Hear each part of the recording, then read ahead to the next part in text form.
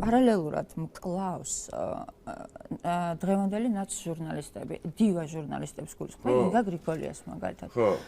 გიორგი თარგამაძეს მაგალითად. ხო, ნახეთ რა კუთხით ვამბობ. ინგა გრიგოლია ამას წინათ იყო თვენახევრის წინ თუ 2 თვის წინ იყო, რომ ჯდება ეთერში და ამბობს. ქართული მედია ასეთ ცუდ მდგომარეობაში არასდროს არ ყოფილა. ამ დროს უნდა იმედი აქვს გამოვლილი.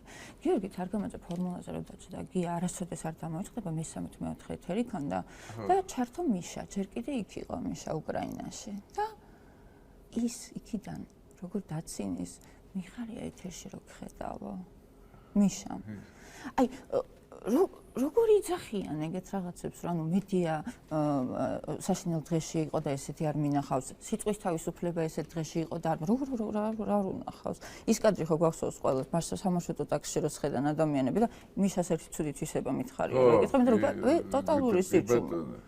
და დღეს თურმე ყოფილა ის რა ქვია, ყველაზე თან რა ყველაზე უფრო ძალიან თითქოს ამათ გონიათ რომ მეხსიერება ძალიან ისეთი პოლიტიკოსები იყვნენ ორივე, თარგამაძეც და გრიგოლიაც.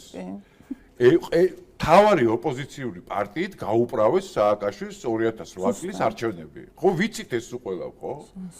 ხო ვიცით რაც მოხდა, როგორც მოხდა. მე ჟურნალისტებისში გადახტენის, მე ისო პოლიტიკაში გადახტებიან, მე ეს არის ამათი ცხოვრების წესი. 20 წელი, 30 წელი ამას ვხედავთ, ხო? მთელი ცხოვრება ეკრანებზე არიან. ხან პოლიტიკიდან, ხან ვითომ ჟურნალისტური. რა ვიცი, და კიდე აქეთ რომ ეგეთი არ მახსოვს რომ ეგეთი ისო გარემო, ისო მედია გარემო. ძალიან უხერხულია და ძალიან უხერხულია. რომ მიკეთებენ ხოლმე პარალელს, რომ ის მთავრობა და ეს შუაში. აი, ვაფშე რა შუაშია, ხო? ვაფშე დადადედამ ვიცი. პარლამენტის შენობა დაწვეს, ირგვლივ ყველაფერი დაწვეს, მაღაზიები ირგვლივ. მე გავარკვი რეალურად, იცი რა მხოლოდ ზარალი ქონდა, გაიტანეს მაღაზიები. სოროსკის მაღაზია გაიტანეს, სუსტად მახსოვს, არ მახსოვს, 60,000-70,000 ზარალი მიაყენეს ირგვლივ. აბა მისას დროს ეკნათ. აი გარი. 0.3% ეკნათ მიშას. მიშას დროს რამე ეკნათ, რასაც გეშვებიან.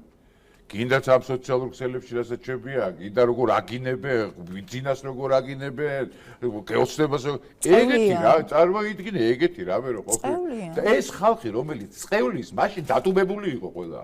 მაშინ ვერ ხედავდნენ ვერაფერს რა.